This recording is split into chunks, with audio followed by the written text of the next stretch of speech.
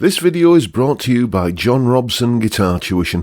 If you enjoy the content, please consider supporting the channel by enrolling on a course, purchasing some guitar lessons or a t-shirt, or you can join my Patreon. Now, on with the show. Hello chaps, welcome once again to John Robson Guitar Tuition. As always, I do hope you're well. Now, if you were watching on Tuesday, you may have seen me do a top 5 list of some of the most horrid guitars, the entry-level guitars that people of my generation grew up cutting our teeth as guitarists on in the 70s and 80s. Things like the Marlin Sidewinder and the Hondo Rainbow and the Woolworths Top 20 and all that sort of stuff. And I did say that in today's video we'd be looking at a real-life example of such a guitar in the flesh, just as a little bit of a trip down memory lane to remind us how lucky we are with the entry-level guitars we've got today. And this is said guitar. This is a Yamato branded guitar.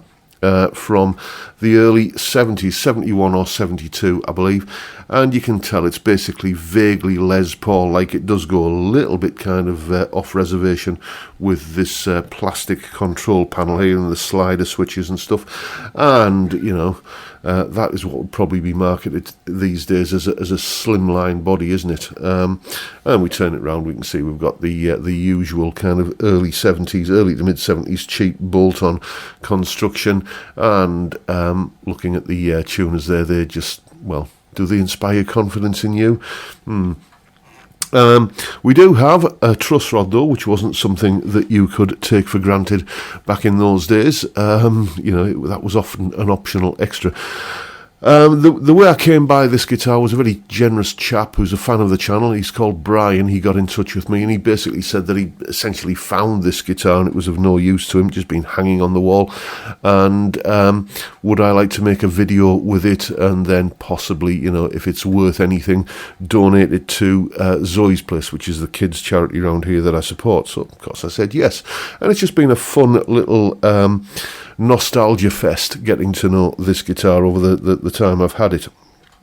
We're going to take a look, obviously, what it sounds like, what it's like to play, what it's made of, and we're going to take a little bit of a look at the kind of prices you would, or the kind of price you would have paid for this back in the early 70s and what that would translate to in modern money.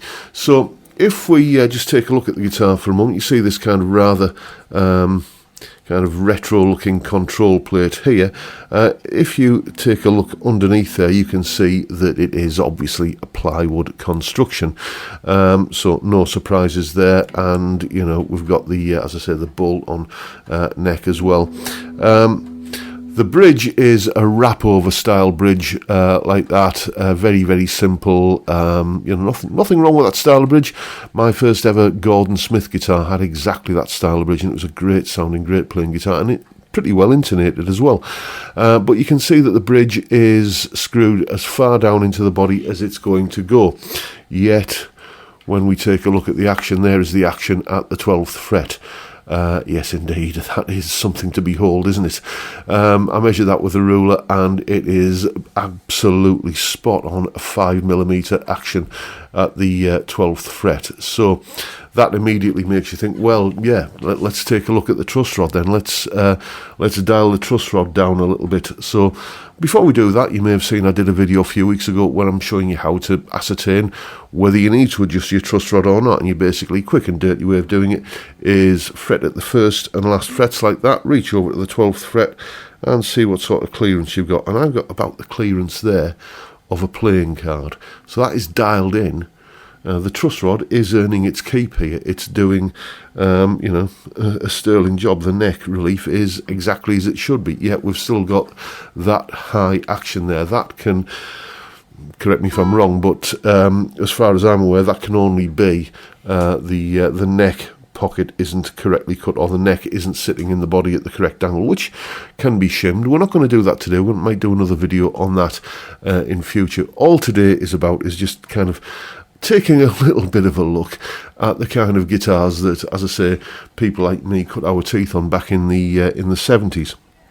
So before we go any further, I've done a little bit of research on Yamato guitars. I couldn't find out a great deal of information about them, but here's what I did find out. Okay, despite a fair amount of digging and ferreting around on the internet, I wasn't able to find much of any information about our Yamato electric guitar from the early 70s.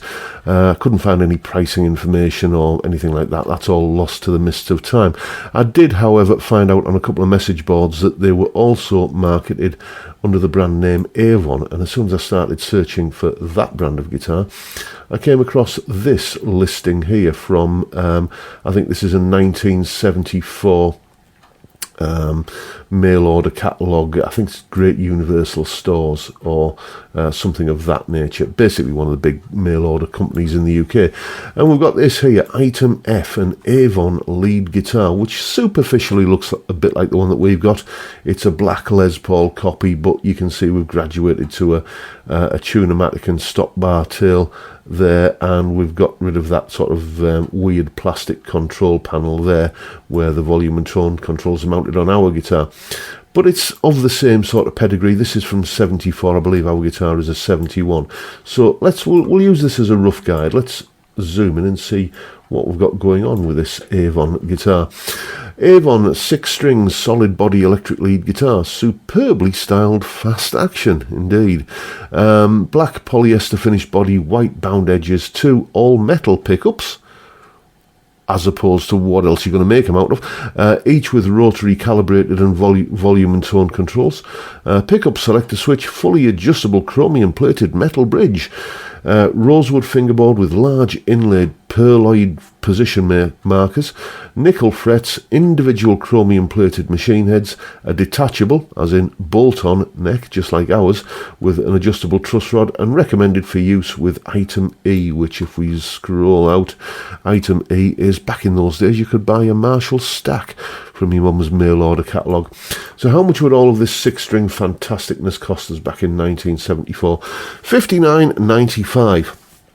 Which equates to a weekly payment of £1.58. So yes, indeed, not a cheap option back then, it has to be said. I am going to knock a little bit of money off this price though when I'm kind of doing some back of an envelope calculations for our guitar, because ours comes from a couple of years earlier. I think ours is a 71 and this is 73, 74. So, inflation was quite popular in the 70s, so the price will have gone up over the intervening years. And this guitar is, kind of marginally more well appointed than the one that we've got. So how about if we say, rather than $59.95, how about if we look over here, we can see that this Rossetti guitar, Item L, was about 40 quid.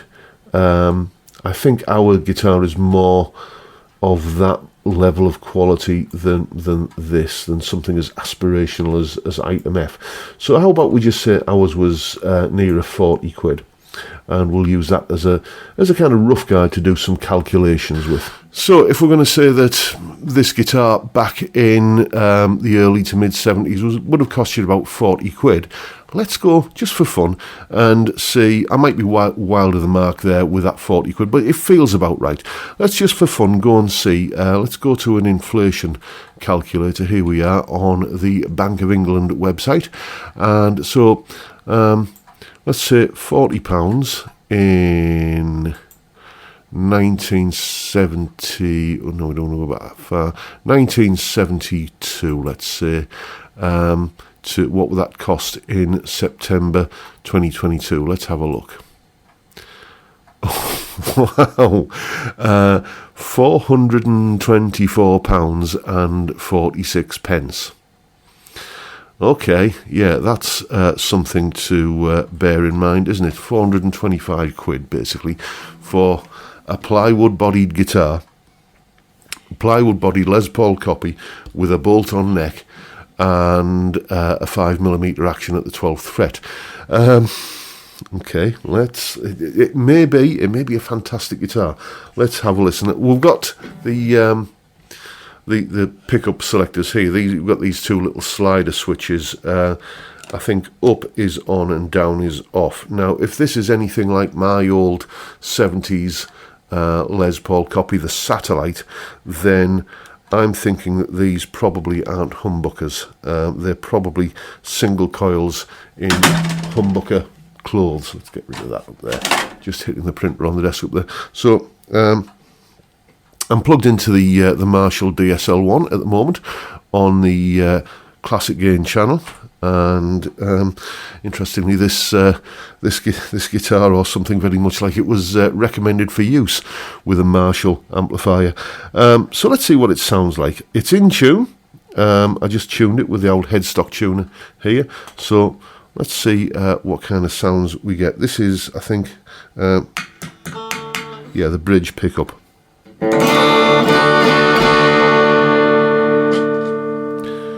Volume control works.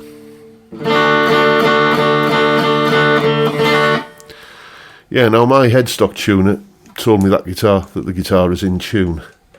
Let's just double check that again. It might have gone out. I'll tell you what I'll do. I'll turn it around so you can see it. Let's move the camera. There we go. You should be able to see the tuner there. Is it switched on? There we go.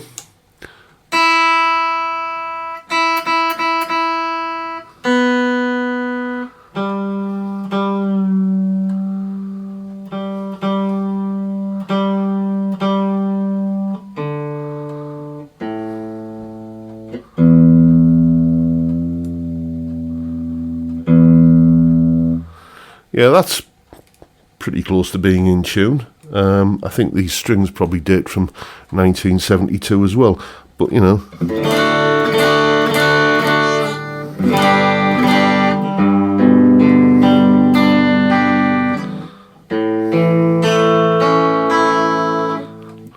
Let's be brave. Let's go up the neck and try a bar chord.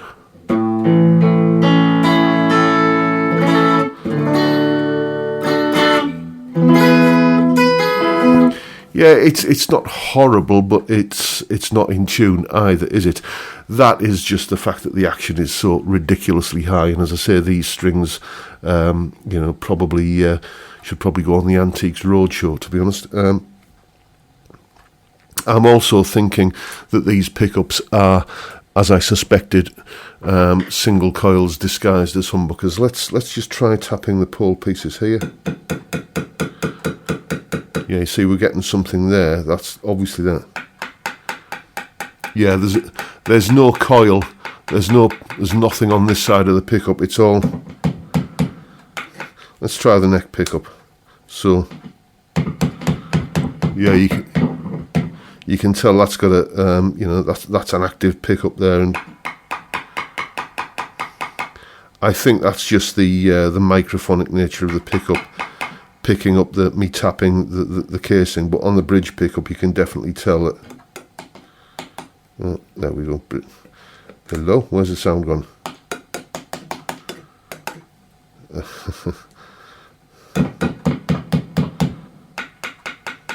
Yeah, I'm going to say that these are single coils impersonating humbuckers, as was the case in my old Satellite Les Paul copy. So we're going to draw a veil over it there for today. I'm going to have a bit of a think and decide whether I'm going to pursue anything with this guitar, whether I'm going to, you know, possibly put some better pickups in it, certainly shim the neck. Might be a fun little project to see if we can turn this into something that is a usable guitar, because quite frankly at the moment it isn't. And the moral of the story, I guess, is that if you know someone that has bought in the recent couple of years an entry-level budget guitar like a Harley Benton or a Paisley or maybe a Squier Bullet or something like that, and they've had a bit of a whine and a whinge because there's a bit of fret buzz at the 7th fret and the pickups don't sound you know, as they would like them to be, and you know, it's just nowhere near as good as it should be because they paid £120 for that guitar. Spare a thought for those of us in the 70s who would have had to pay apparently the equivalent of 400 quid for a guitar like this. There you go. times have changed. I think we can all agree. And that is the quick little video for today, folks. Hope you found it relatively entertaining, and if you have, please hit the subscribe button and the notification bell if you haven't already done so. And why not drop me a like while you're at it. Don't forget the live stream tomorrow, Friday, 5 p.m, every Friday, 5 p.m. UK time, where we drink beer and talk about music and guitars. Great way to kick off the weekend. I'd love to see you there if you can make it. But for now, I'll bid you all a good day and say thank you so much for watching. Thank you for your time. Look after yourselves, folks. Stay well, stay safe, and above all, stay sane. Bye for now.